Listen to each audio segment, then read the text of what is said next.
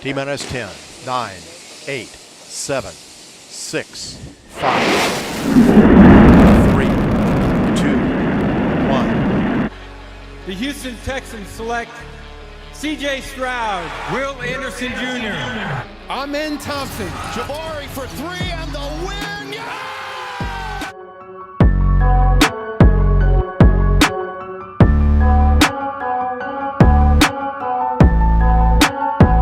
What is good, H-Town? On today's rundown, the Texans find a way to get the win despite C.J. Stroud's first multi-interception game, 3 to be exact. Second topic on today's rundown is Derek Stingley Jr. and Devin Singletary. They showed up and just showed out. That boy is good. And should be big contributors moving forward for this Houston Texans team. And last but not least, my boy Will Anderson Jr. balled out and showed why he was the 3rd overall pick in this year's draft. H-Town, get your listening ears ready, strap up your boots, and let's go. What it do, H-Town? What it do? You could have been anywhere in the world, but you chose to be here with your boy Hot Topic TB. And I appreciate y'all joining me on Everything H-Town Sports Debate Show. Please like and subscribe. Your boy is on the road to 1,000 subscribers. So, man, just hit the little subscribe button, share button, comment button, whatever it is you feel compelled to do. Help your boy out on that. But on to the show. And I got to give my flowers to my boy Tank Dell. He balled out. Tank Dell balled out. He had a stat line of 8 receptions, 149 yards, and 1 touchdown. But the stat line does not speak for how this big little giant played. And he's somebody who I came in. He was somebody who I was in contact with right after we both got drafted, and we got like a 2-week period where we were away, and we stayed in contact and just we're helping each other with the plays and things like that. And then we got here, and we just had like a natural connection, and that's grown from hard work, being very disciplined, and things like that. So, man, I'm super proud to see the fruits of his labor pay off, and he's going to continue to do great things, man. This dude has a heart of a giant, a heart of a lion. And their hearts are no bigger than yours. And whatever you want to call it, this guy right here is a pure baller. And I see why his mom and everybody gave him the name Tank. And that name Tank stuck with him. I know it was because of his head. But, man, this small dude, he's small in stature, but he plays like a big Tank H-Town. So I got to give my kudos and got to give the flowers to Tank Dell. I can't forget my boy Devin Singletary. Devin Singletary has balled out for 2 weeks in a row and getting 100+ yards. Today he had 22 carries for 112 yards and 1 touchdown.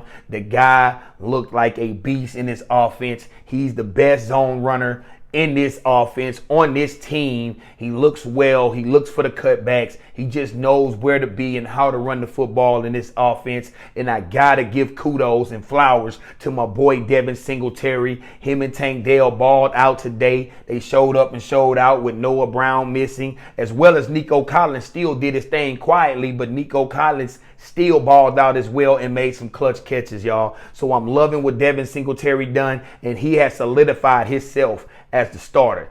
Now, whatever happens to Dameon Pierce when he come back, yeah, he can be goal line situations, short line situations, or whatever, just to spell Devin Singletary. But Devin Singletary has proven himself to be RB1. This Houston Texans offense wins despite C.J. Stroud struggles. And I wouldn't say they were struggles because he had a pretty good game. Rookie's going to do this. It was going to happen. It was bound to happen. He's going to learn from it. He's going to move on. But he had 336 passing yards. He was 27 of 37, 336 passing yards, 2 touchdowns and 3 interceptions.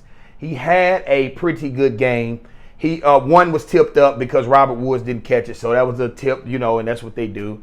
The other one was in the red zone, so that was a bad one. So he needs to correct those things. He'll go back, watch the film. I have no doubt C.J. Stroud will correct his mistakes and come back even better. He had to learn from this. He's still a rookie. I still think he's the MVP. I still think he's the rookie of the year. I still think he's the same C.J. Stroud I've been watching for the first 9 weeks, 10 weeks, 11 weeks, however many weeks it is.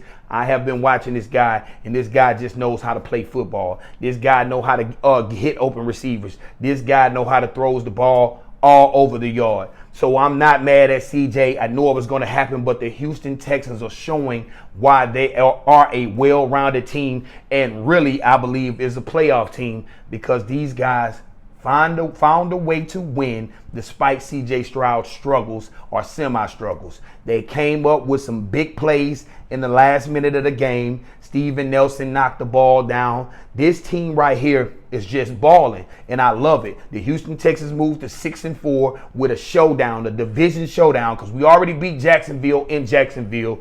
Now we're going to play Jacksonville at NRG Stadium. The boys on Kirby is about to ball out over there so we can fight for this division. This game right here is going to be some hard hitting, a hard fought. These guys might fight a couple times on the field. I wouldn't be surprised because they know what this game holds, what significance this game will hold if the Houston Texans win or if the Jacksonville Jaguars win.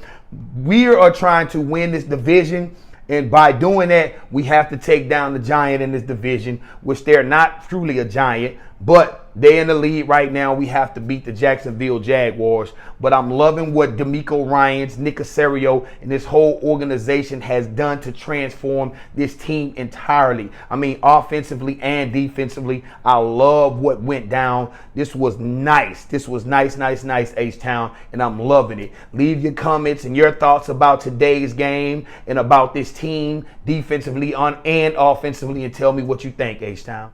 H-Town. We gotta chop it up, cuss and discuss, however you want to couch it, about number 2-4 and number 4-8. Derek Stingley Jr.